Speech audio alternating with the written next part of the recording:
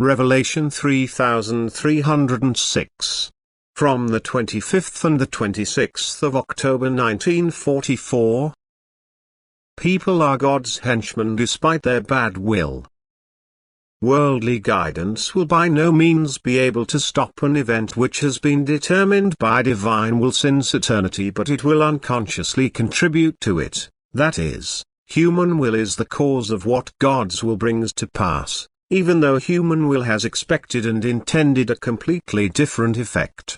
People plan something contrary to God's will and God allows it to happen, but to a certain extent directs the effect to the good insofar as the human soul can benefit from it if it does not manifestly oppose God.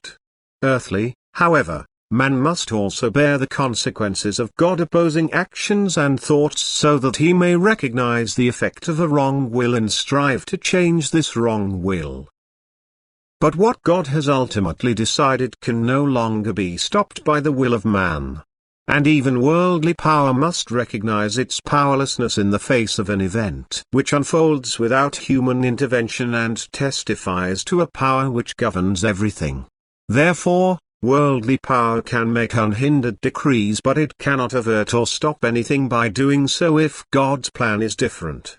And God's plan strives for an upheaval which is spiritually significant but which will also make itself felt on earth.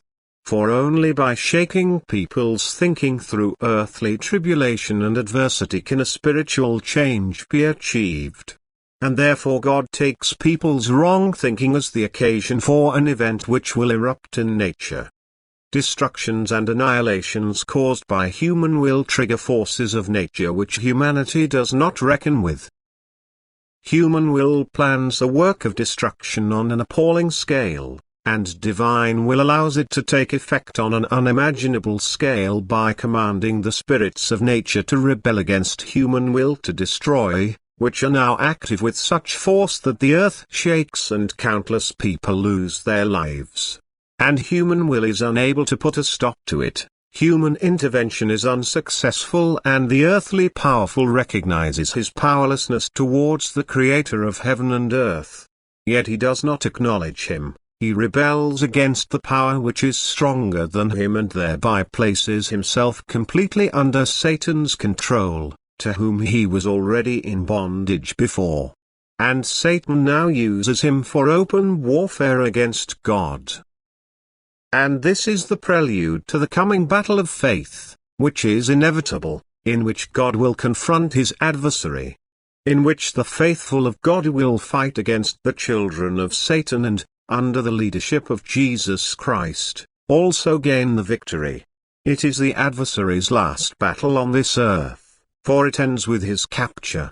As soon as he has abused his power in such a way that he tries to force people into a way of thinking which is completely contrary to God, his power is played out, for the action against God himself cannot result in anything other than his renewed bondage, otherwise creation would no longer be able to fulfill its purpose, because then the spiritual being which has reached the last stage of development would be deprived of every possibility for the final decision, for the final release from form.